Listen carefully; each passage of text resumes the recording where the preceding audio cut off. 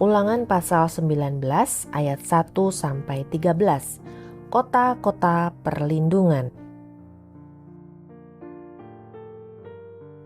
Apabila Tuhan Allahmu sudah melenyapkan bangsa-bangsa yang negerinya diberikan kepadamu oleh Tuhan Allahmu, dan engkau sudah menduduki daerah mereka dan diam di kota-kota dan rumah-rumah mereka, maka engkau harus mengkhususkan 3 kota di dalam negeri yang diberikan Tuhan Allahmu kepadamu untuk diduduki.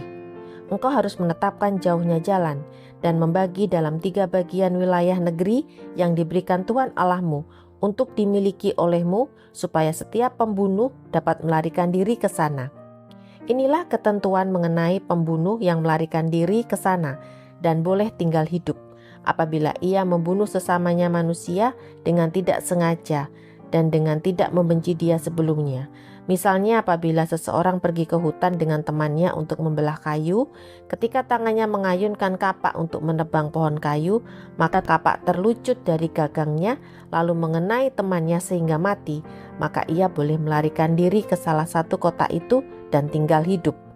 Maksudnya supaya jangan penuntut tebusan darah sementara hatinya panas dapat mengejar pembunuh itu, karena jauhnya perjalanan menangkapnya dan membunuhnya, padahal pembunuh itu tidak patut mendapat hukuman mati karena ia tidak membenci dia sebelumnya. Itulah sebabnya aku memberi perintah kepadamu demikian. 3 kota haruslah kau khususkan, dan jika Tuhan Allahmu sudah meluaskan daerahmu nanti seperti yang dijanjikannya dengan sumpah kepada nenek moyangmu, dan sudah memberikan kepadamu seluruh negeri yang dikatakannya akan diberikan kepada nenek moyangmu, apabila engkau melakukan dengan setia perintah ini yang kusampaikan kepadamu pada hari ini dengan mengasihi Tuhan Allahmu dan dengan senantiasa hidup menurut jalan yang ditunjukkannya, maka haruslah engkau menambah 3 kota lagi kepada yang 3 itu, supaya jangan tercurah darah orang yang tidak bersalah di negeri yang diberikan Tuhan Allahmu kepadamu menjadi milikmu, dan hutang darah melekat kepadamu. Tetapi apabila seseorang membenci sesamanya manusia dan dengan bersembunyi menantikan dia, lalu bangun menyerang dan memukul dia sehingga mati, kemudian melarikan diri ke salah satu kota itu, maka haruslah para tua-tua kotanya menyuruh mengambil dia dari sana dan menyerahkan dia kepada penuntut tebusan darah, supaya ia mati dibunuh. Janganlah engkau merasa sayang kepadanya. Demikianlah harus kau hapuskan darah orang yang tidak bersalah dari antara orang Israel, supaya baik keadaanmu. Ayat 14, larangan menggeser batas tanah.